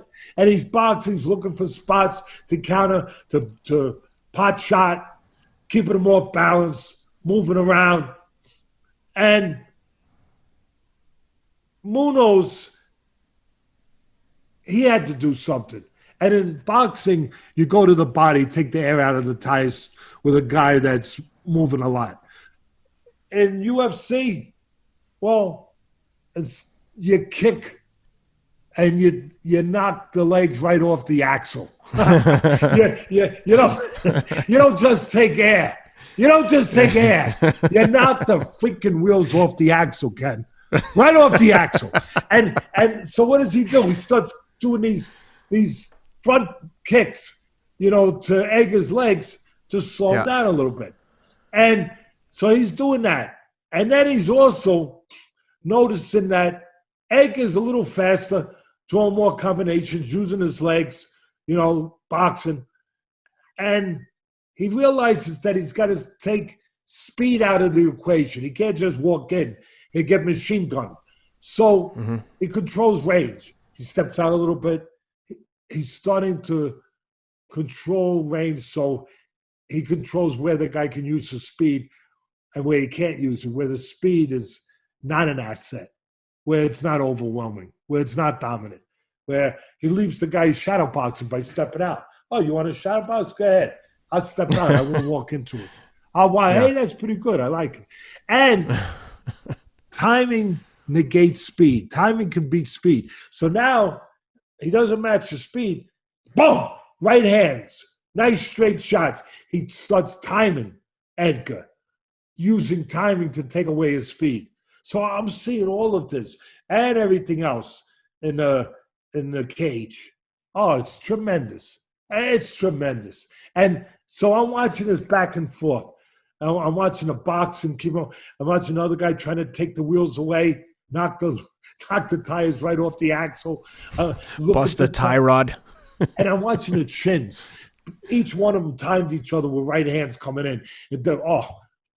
Great chins. You know, I'm watching all of this, admiring it. And it's a close fight. And back and forth with adjustments. And I probably I didn't write it down, but in my head, scoring and looking, I probably have Munhoz winning going into the 5th round. Probably feel that he's ahead. And then definitely in my mind, the other guy's got to win the round. But anyway, and then Edgar, what does he do? He does what we want to talk about to everybody out there. You can't just be a bystander in your future. You have to be a participant. You have to take risk. And with all that, you have to take risk. You can't just sit in the passenger's side and say, yeah, it's a nice trip. It's a nice drive, you know. You could go a little faster. No, you have to take the wheel. You have to decide to go faster. You have to make those choices. And I saw it. And I look for it, and I appreciate it and admire it. All of a sudden, both guys, but I see Edgar, who maybe had a little more desperation because I thought he was behind. All of a sudden, he starts taking more risk. Just still being smart, but instead of just moving and looking to pot shot, now he starts initiating, getting off first, initiating some of the attacks, not only taking what's given him, going out there and grabbing what's not given him. And I see him win the round because of that. I wish there were draws. I love the sport. I wish there were draws once in a while. I don't know if there ever are, but yeah. I never see them. Very, very rare. In cases like that, I wouldn't. I know that's part of the magnificence of the sport too, is that there's a winner, there's a loser. I get it. But once in a while, maybe, just maybe, could be a draw. That one was in that area. But, it was in that area. But at the end of the day, like I just broke it down, I appreciated every ounce of that fight. It was like drinking on a hot summer day, drinking a 16-ounce beverage, and you enjoy every ounce, every sip, every drop. I enjoyed every drop of it.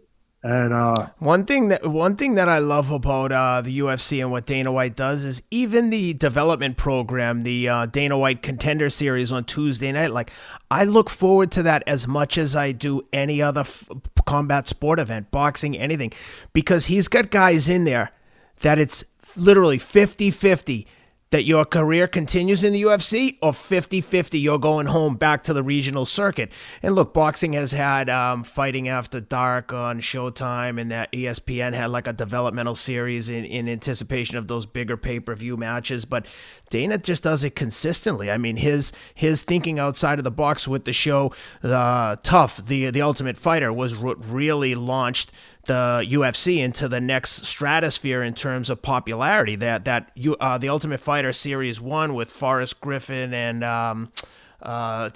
Bonner, I'm spacing on his first name, but they had like one of the most epic fights ever in the final of the Ultimate Fighter, and that's when things really started to take off. But that was all Dana coming up with marketing ideas and how to get more viewers and putting that reality show on. And boxing has tried it with The Contender and Sylvester Stallone, but he's just doing everything a little bit better than everyone else. Ken, 100%. And there's a reason why he helped build the sport up to what it itself for the company, $4 $4 billion. billion to William Morris Endeavor. I mean, you got to know what you're doing. You got to have a plan, and obviously he did, and he got rewarded for that. The It was, by results. the way, it was Stefan Bonner and Forrest. Not Forrest. Now I'm spacing on the other guy's name. Anyway, Listen, he's for all of that. He's used the tried and succeeded formula. Back the most healthiest time in this sport was in the 30s, 40s, 50s when Gillette Cavalcade of Sports, it was on TV. You had fighters like Sugar Ray Robinson and Henry Armstrong, and I mean, oh my God, oh my God, and Joe Louis, and you had fighters that had 300 fights, 120 knockouts. I mean, can you imagine? They were all fighting each other. It was the best fight in the best. It didn't matter if you won or lost. That's the great thing about the UFC. It's not a death sentence if you lose. You get another good fight because you've proven yourself, your worth. You've paid your dues. You proved that you belong, and you'll be put in another fight, and you're winning. You're turning around. You're not like in the old days. We used to say if a cop did something wrong, he's going to be relegated to walking a post in Siberia. No, that doesn't. But they make you feel that way in boxing. Oh, you just got to pick guys, and it's not about good fights. It's about building a record. Build all these networks are in bed with the promoters. Build a record, and the fans will come out because they don't know. As long as they see an O, they don't know. Just give them an O. I like that. That's a kind of a catchy motto, catchy phrase. And they just manipulate. They navigate these fighters sometimes, but they don't do what they need to do to become better fighters. Dana White in the UFC give these guys what they need to be better fighters. They give them the chance to fight the best, and they don't hold it over their head like a guillotine that if you do take that risk and you do fight the best, that you're going to get destroyed. You're going to get your head taken off for doing it. You're going to lose your career. No, you're not. You're going to become a better fighter, which is supposed to be the purpose and the goal, and you're going to be right there to fight top fights because you're proving that you belong with the top guys. And it's not that way in boxing. In boxing, again, it's not about giving the guys what they need to become better fighters. And during the time of doing that, giving the fans what they need to love the sport, to embrace the sport, to back the sport, to feel the sport's giving them something back for their loyalty. No, it's just, David Copperfield, smoke and mirrors. Tell them it's a good fight, but it's not. And just building up your guy, the house fighter, too much, too often. But back in the 50s, back in the 30s, the 20s, even back in the 40s, that's why you had so many good fighters and why the sport was so vibrant. And that's why the closest thing to that in the modern era was the 80s in boxing. The 80s, and he's taken a page out of that book, Dana White. He's smart. Because the 80s, the reason why there was so much success was, yes, you had good fighters. Guess what? You got good fighters today in boxing, too. Yes, you had terrific, great fighters. You had Roberto Duran, Marvin Hagler, Pernell Whitaker, Tommy Hearns, Aaron Pryor. You had all these great fighters. But here's the key. They were fighting each other on network, on free network TV where everyone could identify with them. Everyone could get to know them and follow them. And again, they were the best were fighting the best. That was the magic formula. That was it. And that's what Dana, for the most part, that's why UFC is so successful. Go ahead, what you were going to say. Just to your point, Frankie Edgar lost 3 of his last 4 fights, and now he's in, literally, he won the fight of the night in the main event on a big show, and he's still right back in the mix. That once they get to that point, he's once a guy shows that he's willing to get in there and fight and has heart and has talent, it doesn't matter win or lose in the UFC. I mean, the guys that are right on the bubble, maybe, it matters. But for the guys who are really good, which would basically be the top 10 in every division of boxing for the most part, a loss here, a loss there, no big deal. You'll be right back in there in 3 to 6 months. And you know what? With what you just said, there's a benefit. Sometimes you got to lose to win. You're giving them what they need to find out what's there. Some of these kids never find out what's there until it's too late in boxing. Until they're on that stage that night and they're not ready for it. You're letting these guys find out what's there at an early enough stage in their lives, in their careers, where they can do something about it, where they can continue to mature, continue to grow, continue to improve. You're giving them what they need to do that, to become whatever it is in their destiny that they can become. In boxing, you take their destiny away quite often by not giving them a chance early enough to get what they need to become the best they can become when that moment comes. And the moment always comes. I can't help but think about Dillian Whyte now, like what this loss means for him. Even if he gets the rematch and beats Povetkin, he's lost that number 1 mandatory spot. Where does he go from here? Does he have to fight 5 more times before one of those other big top 3 guys will give him a shot? He's with one of the power guys with Hearn. And if they can get Povetkin back in there, it's going to cost them a couple shillings. Is that what they call money in London? Shillings. Yeah, shillings. It's going to cost a couple of shillings, Teddy. But if they can get him back in the ring and if he can kind of correct what we talked about and see what he needs to see, not just that it was just, I didn't see that hole in the road. Next time I see the hole in the road.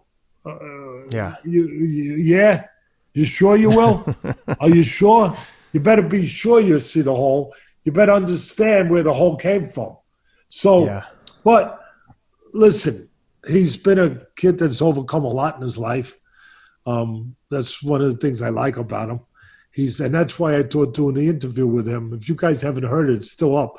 Go listen to it because he's got a great story. He's overcome a hell of a lot. And if anybody's going to come back from it, he'll come back from it because of that character, because of the things that he's been through in his life, because of the ability to overcome things that he's already shown the ability to do in his life so far. There's a couple other things. Go ahead. Tell me what we're doing here. Shawn Porter and Sebastian Formella, basically a one-sided beatdown, a total mismatch. The kid, the announcers were giving Formella a lot of credit for essentially taking a beating. But, I mean, I know from talking to you and seeing the tweets that you put up, those kind of beatings sometimes can have a lasting effect. This was, and Shawn Porter's been in tough every time out for a long time, and I don't know if they felt he deserved the layup on this one, but that's what it looked like from a fan's perspective. I mean,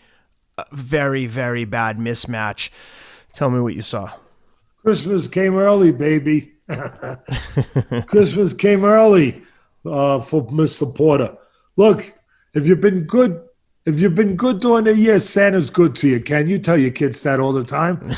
and Porter's fought tough fights, and he's fought everybody, so he's been good. You can't begrudge it to him. But, fair. He got a nice present. He got his own little nice heavy bag wrapped in legs and arms. And, I mean, listen, you don't want the truth, really. You don't want to tune into the station. We should put a cautionary up. You know how they put for the movies? This may contain subject matter that could be offensive to you, that could be a little strong. Be warned. Be warned. Be warned. But no, I mean, listen, it was like putting a goldfish in a tank with a piranha. That's exactly right. I mean, really, if you did that in your house, you would be caught sadistic, and your wife would put you out for a while Really? My daughter would never have that. She's an animal lover. She is not having any one-sided affairs in this house. That's because you raise good kids. And Trying. yeah, well, you are. But that would be called sadistic. In boxing, you know what it's called? Being on the B side, baby. Being on the B side against the A side. That's all. That's all. You know, collateral damage, baby. That's it. Tough luck. Tough luck.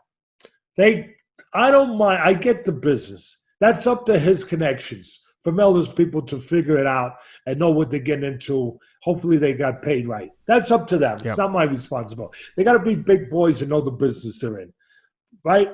Obviously, what's really happening is the promoter, the network are giving him this gift, this Christmas gift, Porter, as a stay busy fight, get a payday, stay busy to get ready for a significant fight.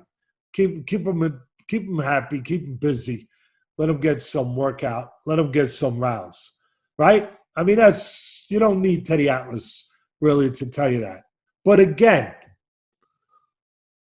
we're the consumer advocates here, Ken. That's what we are. The FTC of boxing, the Federal Trade Commission, looking for false advertising. Don't do false ad. Don't go and tell us when that's what's happening. I get it. It's part of the history of the sport. And Formella was 22-0, but no fights outside of Germany. He might have had one in Sweden, but never been to the U.S., never been outside of Germany. 22-0, only 10 knockouts. Listen, this fight was lost when he signed the contract. So don't. So please, Ken, that's my problem. Again, don't be selling the guy, please, that as it's going on and we're seeing this, one-sided beatdown. Don't be selling us that he's still got a chance or not even that. Don't be selling us that you're giving him credit that, hey, he had he's still hanging in there. He's taken a beating. I mean, he's got look, he's got a moment where he threw something back. Really? I mean, come on. That's insulting after a while. That's a little ridiculous. I mean, he's getting the crap beat out of him. He's having moments. Ken, that's like saying that Captain Ahab was having moments with Moby Dick. I can't believe I just put a Moby Dick reference into this. But that's like saying that toothpick of a spear. Oh my God. That toothpick of a spear that Captain Ahab was using to poke Moby Dick was having an effect on Moby Dick. Moby Dick was gonna eat him and take him to the bottom of the ocean. That's it. Let me ask you this. If you were in Formella's corner and were watching that, at any point, would you have stopped that? I wouldn't have approved the fight, maybe. I wouldn't have approved. It's the kind of fight that this game kid, and I want to give him all the credit in the world. Game as game can be. Game as game can be. But he can get ruined by this fight. Some people say, well, he might learn from it. I don't know. But sometimes you learn from a loss and you learn from a step up. Yeah. But he took such a beating. And it told him, if anything, more definitively than ever, that the separation from here to there, from where you are to where you want to go, is the Grand Canyon. That's what he was told. It's not a city block. It's not a few more weeks of training. Yeah, it's not. It's the Grand Canyon. It's not just a pothole. When I was watching it, I didn't even think he would be qualified. Honestly, I'm not trying to be too critical of the guy, but I didn't even think he was qualified to be Porter's sparring partner. He was getting mauled. You want to know the truth? It's funny you said that. If he was a sparring partner for a significant fight, you might send him home. And again, I don't want to be in this position knocking a kid, but I'm in the business. I'm telling you the truth from the business. I might send him home only because the workouts are too easy. You're not getting enough out of it. You're going to take things for granted because the guy you're fighting is not going to be that easy to hit. So I might send him home. I might keep him on the back end where I got the tough work with the guys that are harder to hit, that you have to be ready for what you have to be and develop what you have to develop. Have that on the front end, and maybe on days where I want him just to feel good, or maybe at the end of the work, like the 8th, 9th round, on days we're going a lot of rounds, I'll put him in. Put him in. But really, that's the truth. Again, why you guys make me have to be this bad guy, that I have to say these things that people are going to say, oh, that's hurtful.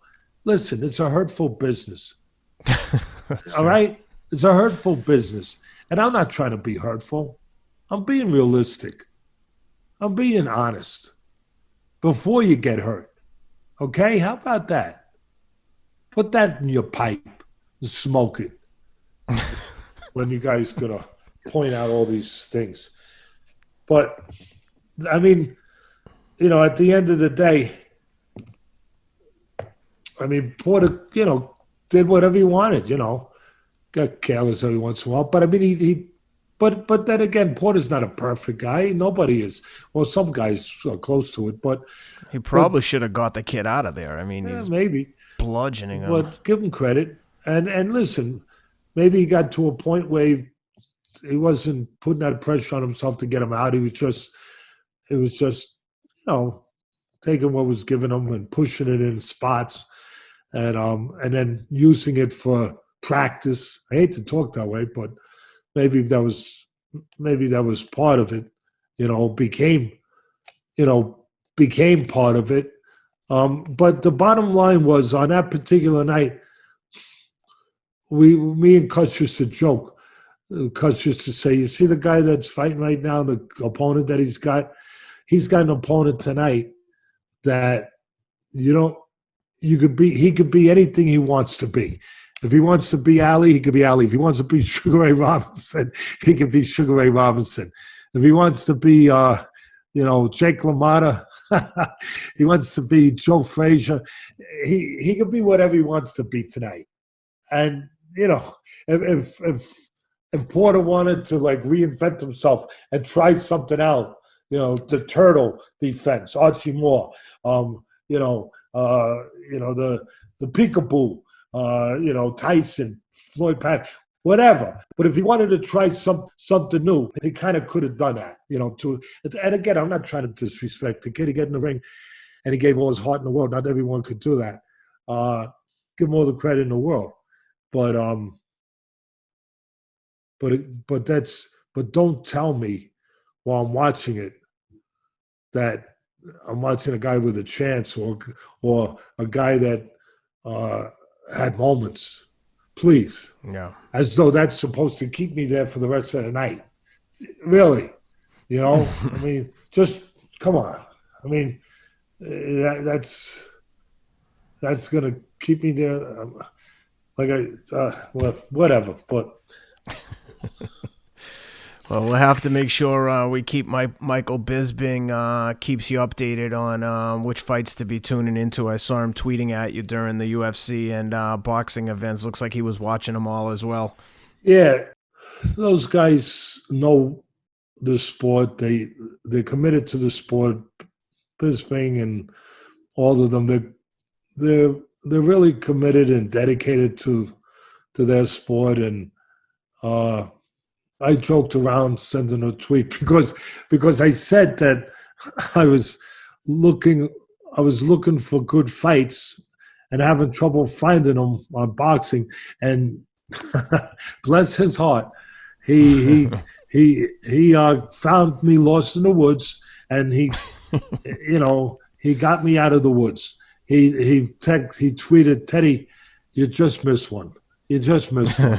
And so I immediately called my son up, who works for the Oakland Raiders, the Las Vegas Raiders now. He's out in Vegas, and he watches everything.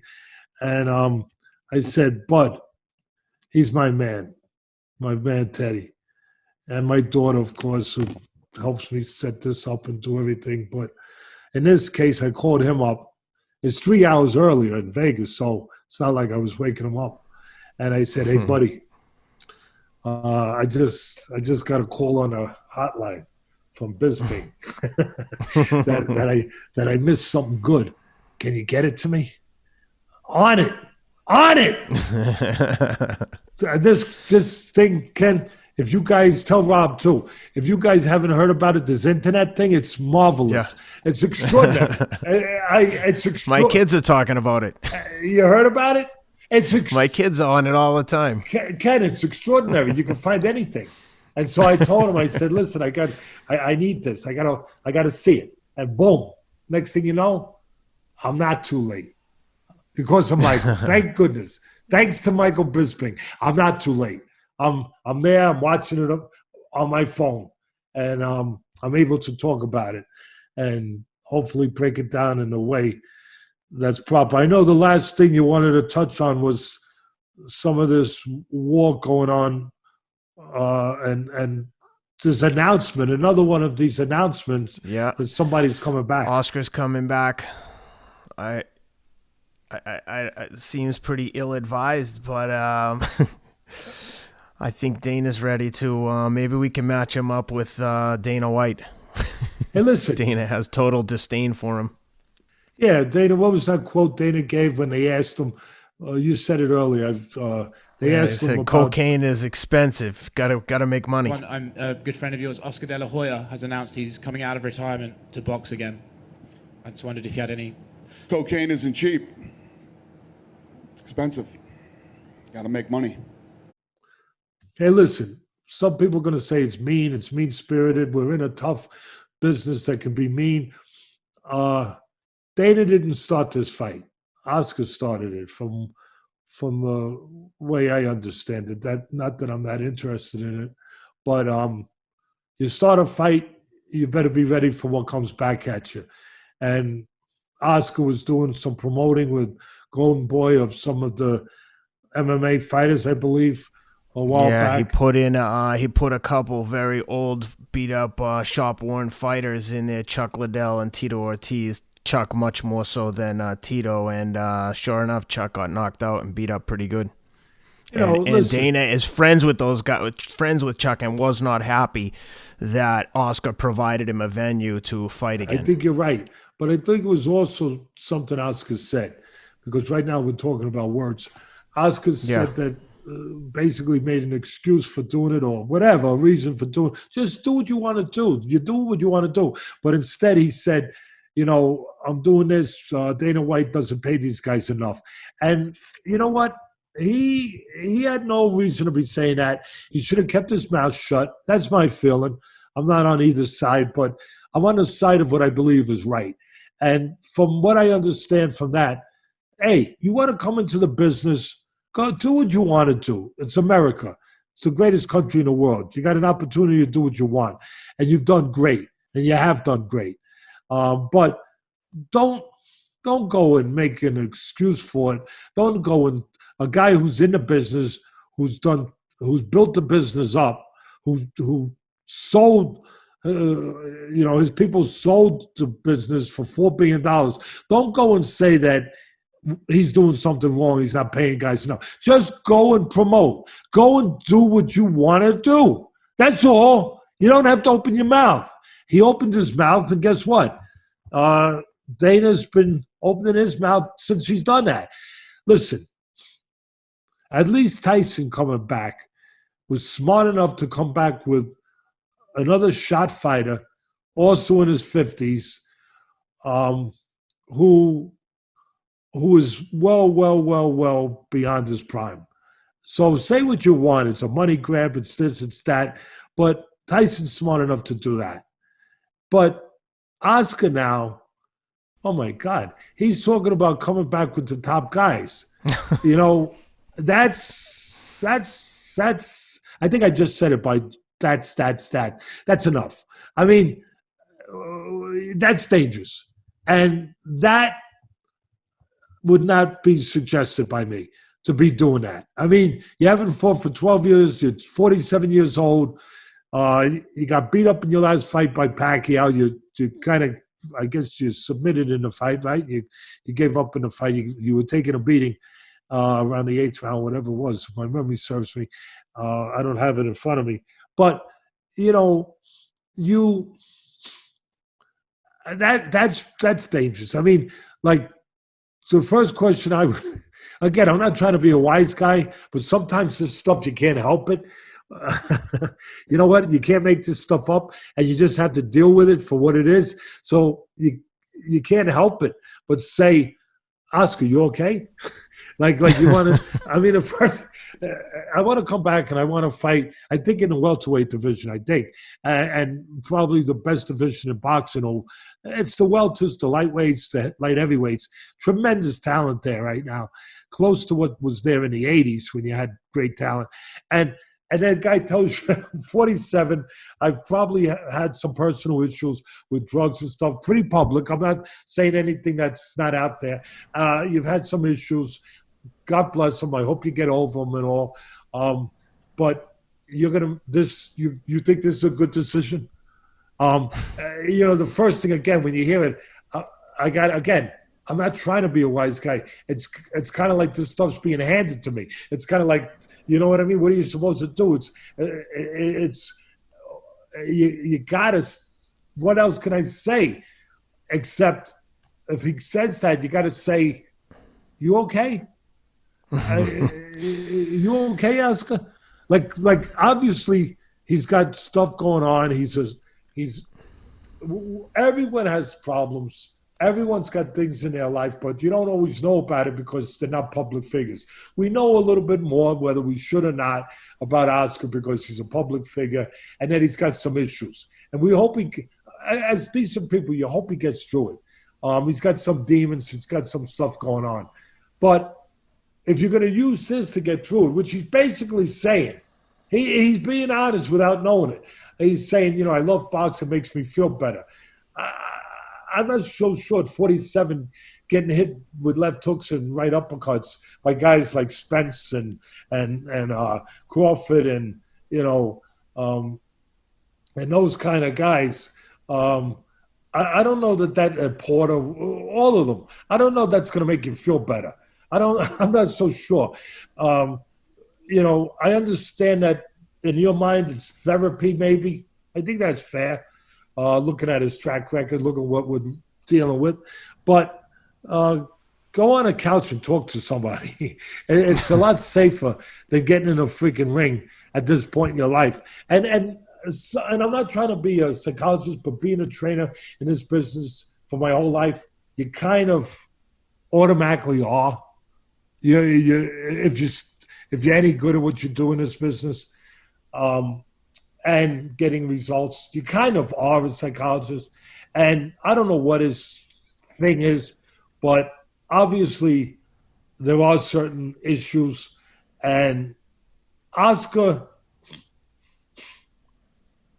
was a guy that was a gold medalist. That's a hell of an accomplishment. Let's not get away from the positive. He was a gold medalist. He was a several weight class world champion, undefeated. He became a matinee idol to girls.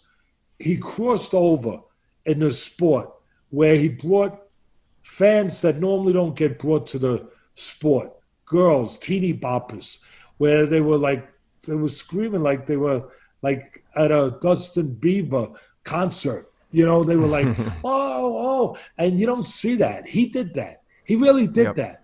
And he had that kind of attraction, that allure, that girls were coming up, people were coming to watch him. And so he had all that working for him, Ken. And then he was a bit of a pioneer too, where, I believe in giving credit, breaking it down, good, bad, ugly, all of it. And he was a bit of a pioneer where he was making real good money. He was fine, but he realized that he didn't need a promoter. He was the star.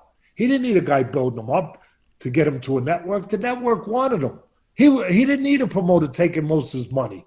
So he left Arum, he left Top Rank, and he created his own promotional with Richard Schaefer, a guy that he met. He created his own promotional company and made all the money.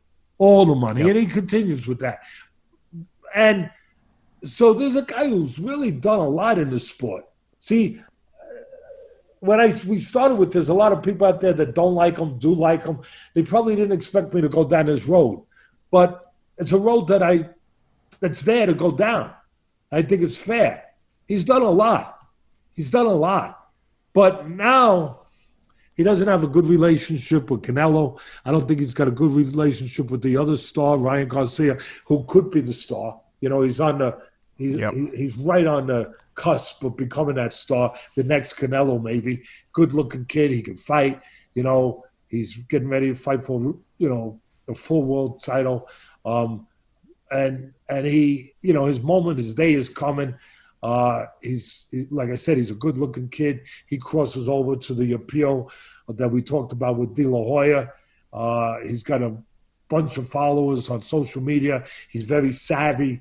He's very smart. He'll get his moment. He'll get his chance to go to that next point the way De La Hoya did it. But De La Hoya's, he's had some problems, some issues with his company, with these fighters, public knowledge of some drug use. Again, you hope that he gets it together. If I put my psychology hat on, he's always been the kind of kid that we all have insecurities, all of us, but they don't all get shown the way that they get brought out when you get in the ring for a living. They come to the surface a lot harder, a lot faster, and they stay. They sometimes don't go back in the hole. And I think he's trying to put them back in the hole. And this is the only way he knows how to do it. And I think he's the kind of kid he wants to be liked. I think he really, that he wants to be liked. There's some people, me, I got past that. I got past that, Ken. I think you're right. I don't think he likes not being the star of the show. He's in the ring all the time. I think that he relishes that role and craves that public adulation. I would say, and again, it's going to come off from being a wise guy, but I just said all the nice things, all the proper things that I should say. But it's dangerous what he's looking to do now. And, he wants someone to be his friend. Somebody close to him, go get him a dog. No, I'm saying, get it's a lot safer. Sit down with the dog, let the dog lick you, go for a walk. I'm just saying, it's a lot safer than being in there with these young marauders that can punch and that's going to come after you. It wasn't good 12 years ago for you. It ain't going to get better. Mm-hmm. I mean, it ain't going to get better. Yep. Nope, not that doesn't sound like the therapy that is required here. Well, listen, Teddy, that was a long one. We covered a lot of info. Is there anything that we missed? No, just that once again, you look younger and younger and better every time I see you. I don't know what music to my ears. I don't know what the trick is. I don't know where that fountain of youth. You found it somewhere. By the way, I was talking about earlier. We were talking about making the analogy of Dana White being a guy that owns buildings. Is that one of your buildings behind you? I just figured I wish. What I should have said was, which one of your buildings is that? I think that's a building in Madison Square Park area. One of them in the Brooklyn Bridge is the other one, I think. Yeah, but certainly not mine. That looks like the Brooklyn Bridge. Yeah, it looks like it. Been great chatting Teddy, with you. I appreciate you doing this. I know I can only imagine how many pages of notes you took watching all those fights on Saturday, but it was fun. I'm going to show you. You brought it up. Watch, real quick. It's a great way to go off. Let the people know that there's work put into this. Yeah, let them know. let them know. I mean, we take it serious. we take it serious what we do here.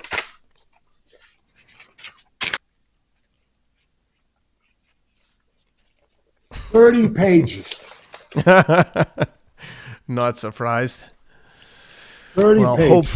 hopefully, the fans appreciate all the knowledge that you're willing to share with everyone every week. I know I certainly do. Rob does, and we appreciate the fans who tune in. Please subscribe, leave some comments, leave a review on iTunes. It's a massive help, and I look forward to talking to you next week. Same here, Ken. All right, guys, take care.